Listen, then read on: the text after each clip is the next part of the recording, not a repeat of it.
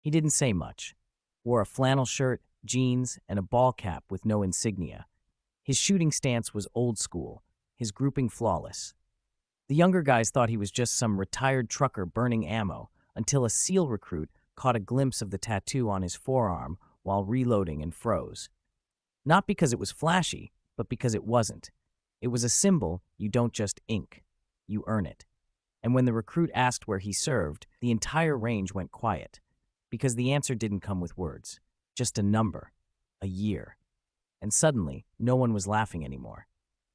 Welcome to True Infidelity Stories. The range opened at 7 a.m., but Thomas Carter was always there by 6:45. He never said much, signed the clipboard at the front desk with a slow, deliberate scrawl, last name only. Carter. No rank, no greetings, no how you doing, just a nod to the guy behind the counter. Then he'd walk the same quiet steps to lane 7, farthest from the building, away from the Bluetooth speakers and ego talk. He wore the same thing every time: faded jeans, a tan flannel shirt rolled to the forearms, and a brown baseball cap that had once been blue. No patches, no slogans. The brim curled just enough to shade his eyes. His boots were worn but clean. He carried his range bag in his right hand, low and steady, and never brought more than he needed. Just a single pistol case, a box of 45s, and one battered thermos that never left his bench. The regulars called him Pops, or the old guy, and half of them thought he was just another ex-trucker with a pension and too much time. They joked about how he only ever brought one target and always left after 30 rounds. But the staff noticed something different. The way he moved, the way he checked his surroundings with quiet precision, the way his eyes lingered not on the paper silhouette downrange, but on the metal behind it, like he was judging wind speed that wasn't even there. He never flinched, never wasted a bullet, never picked up his brass. Most of the guys on the line didn't notice, but the ones who knew what to look for, they noticed. That morning, the range was busier than usual. A group of young Navy recruits had come in together. Off-duty, full of jokes, full of bravado. One of them, tall and lean with a crew cut and a trident pin on his gym bag, set up 2 lanes over from Carter. His name was Jason Mitchell. He was a SEAL trainee on leave before advanced training in Coronado, confident, focused, and sharp enough to know what real looked like. At first, he didn't pay much attention, just another civilian plinking away next to him. But then he heard it, the rhythm, not the volume, not the recoil, the pattern. 3 shots, reset. 2 shots, reset. All tight, all deliberate, no wasted motion. Jason glanced sideways. The old man's grip was textbook, his stance pure. He wasn't reacting to the gun, he was controlling it. That's when Jason leaned a little and caught a glimpse of the man's forearm as he reloaded. It was faint, sun-faded, but unmistakable. A tattoo. Not a flag, not an anchor, not a skull, just a number, 2 digits, and an insignia that Jason recognized immediately. He stiffened slightly, blinked, looked again. That wasn't parlor ink, that was era ink, from a time when tattoos were earned, not designed. He waited a minute, watched the grouping on Carter's target get tighter with each volley. Then, curiosity outweighing caution, he took a step sideways and spoke King. "Excuse me, sir, that ink on your arm, that's First Recon, isn't it?" The old man didn't turn, didn't smile, just emptied his mag with one final perfect shot, set the pistol down slowly, and finally looked Jason in the eye. His answer came without a smile. Once. Just once. That was it. But Jason knew what it meant. Jason stood still for a moment after the old man spoke. Once. It wasn't a dismissal. It was something heavier, like a door cracked open just wide enough to say, "Don't push it." So Jason didn't, not yet. He simply nodded, stepped back to his lane, and resumed shooting, but not with the same rhythm, not with the same ease. His eyes kept drifting left, watching. Carter took his time. He wasn't fast. He wasn't flashy. He was precise, measured. Every movement had the weight of memory behind it. When he reloaded, it wasn't with rush or flair, just calm efficiency. Mag in, slide check, fire. His grouping was tight, always was, and after each shot he'd pause, as if replaying the moment before it happened again. Jason's friends didn't notice. They were laughing, comparing groupings, making bets. One of them, a younger guy named Ryan, leaned over and chuckled. "Hey, that old guy's still doing okay, huh?" Jason didn't answer. He just kept watching, kept thinking.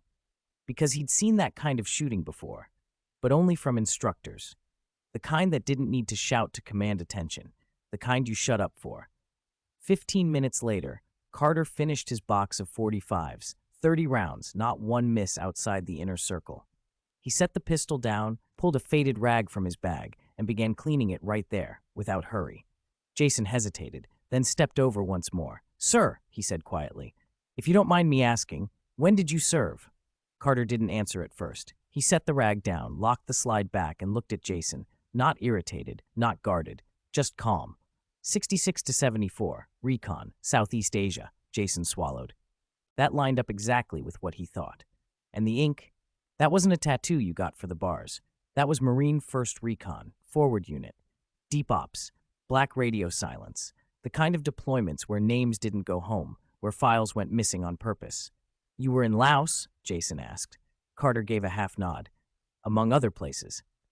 That's when the volume of the other lanes began to fade, not literally, but in feel, like the rest of the range had shrunk into a quiet corridor around Lane 7. Even the joking behind them softened. A few of the younger guys had picked up on Jason's body language. One or two started watching from a distance. "Did you ever train with the SEALs?" Jason asked. Carter allowed himself the faintest smile. "We all did a little of everything back then. You swam, you survived, or you didn't." Jason couldn't help but grin. "Sir, my CO told us about an op in 71. Deep jungle recovery. The guy who led the exfil was wounded, but carried 2 men out under fire. They said it was classified for years." Carter didn't blink. A lot of things were classified for years. And just like that, the door closed again. Not harshly, just enough to remind Jason that some stories weren't told. They were carried, like rounds that hadn't been fired, like names that weren't written on medals. Carter stood, stretched his back, and zipped his range bag. Jason stepped aside instinctively. A few of the other shooters looked over, curious now, quiet now. Something about the way the young SEAL moved told them the man leaving wasn't just anyone. As Carter turned to go, Jason did something rare. He snapped to attention. No joke, no sarcasm, just respect. Carter stopped mid-step, looked back. Jason spoke clearly. "Sir, thank you for your service, truly." Carter studied him for a moment, then walked back over slowly and placed something into Jason's hand. A coin, heavy, real. It bore the 1st Recon insignia on one side and a single word on the other, "Still here." Then he leaned in, voice low. "You'll know when it's your time to go quiet. Until then, earn it." And then he walked away. No salute, no handshake. Just a man disappearing into the morning sun, leaving behind a silence louder than any story he could have told. Carter was gone before most of them even noticed. No goodbye, no nod, just picked up his bag, thermos tucked under one arm, and disappeared into the rising sun, like the morning was done with him. Jason stood there for a long moment, the weight of the coin still in his palm, his brain spinning faster than his pulse. He'd seen men try to fake valor. He'd seen posers wearing stolen insignias and made-up patches. This was something else entirely. The coin wasn't decorative. It wasn't mass-produced. It was the kind that was never supposed to exist in the first place. "Yo, Jason," one of his buddies called from a few lanes down. "You good?" He didn't answer at first. Then he slowly turned and walked toward them, holding out the coin without a word. They crowded in around him, expecting a joke, another smart remark. But as soon as they saw the insignia, Recon, old school, Vietnam-era, they went quiet, dead quiet. Ryan muttered, "No way that's real." Jason nodded. "It is," another guy frowned. "Who gave it to you?" Jason's eyes scanned the empty lane Carter had stood in. "The man you all ignored, the one you laughed at, that was Master Sergeant Thomas Carter." None of them responded. They didn't need to. The silence in their throats said more than words could. Jason walked back to the front desk, holding the coin like a sacred object. The guy behind the counter was sipping coffee and scrolling his phone. He looked up casually. "Everything all right?" Jason placed the coin on the counter gently. "You know this man?" The clerk squinted. "That the old guy from Lane 7? Jason nodded. "Name's Carter. What's his first name?" The guy turned to his screen, tapped a few keys. "Let me check. T. Carter. Signed up almost 10 years ago. Never missed a payment. No credit card, just cash. No email either. Old school all the way." He paused. "Whoa. Says here," he marked, "do not publish name for recognition events or honors. That's rare." Jason leaned in. "You know why?" The clerk shrugged. Nah.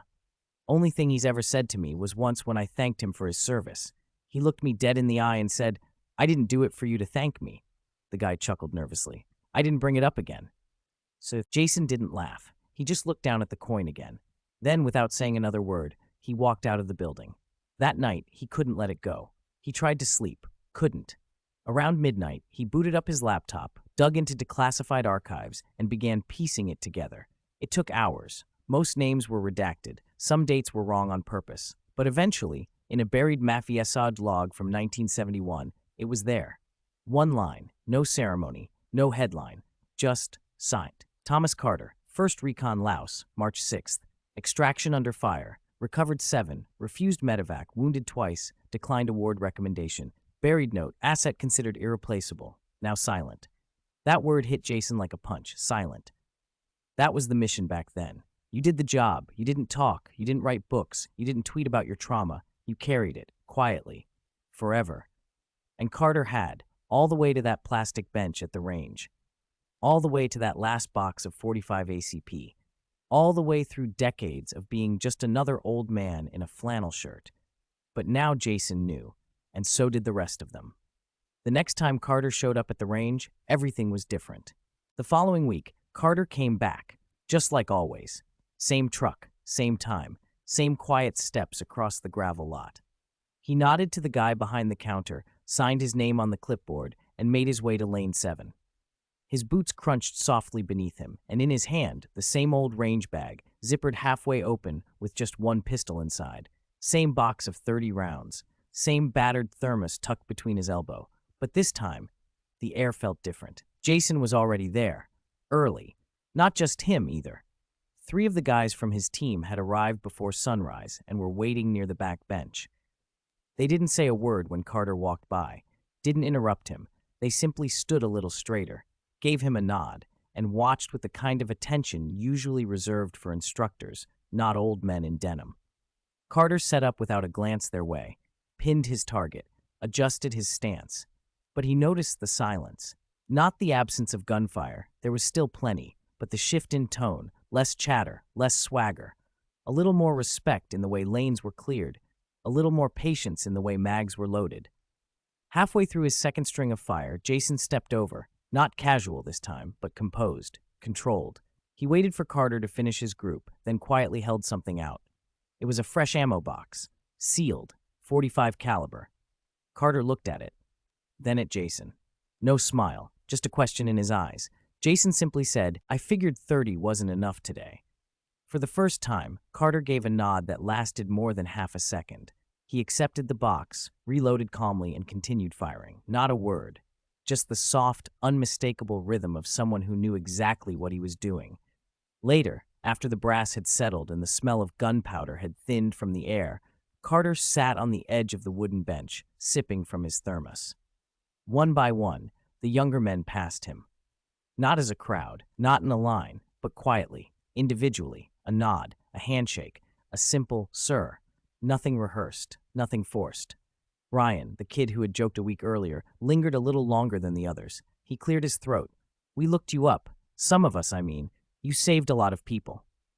Carter wiped the rim of his thermos with his sleeve. They saved each other. Ryan opened his mouth to respond, then thought better of it. He just nodded and walked away. The last to remain was Jason. He sat beside Carter on the bench, both men staring downrange at nothing in particular. They didn't speak for a while. Finally, Jason asked, You ever think about teaching? Carter exhaled softly.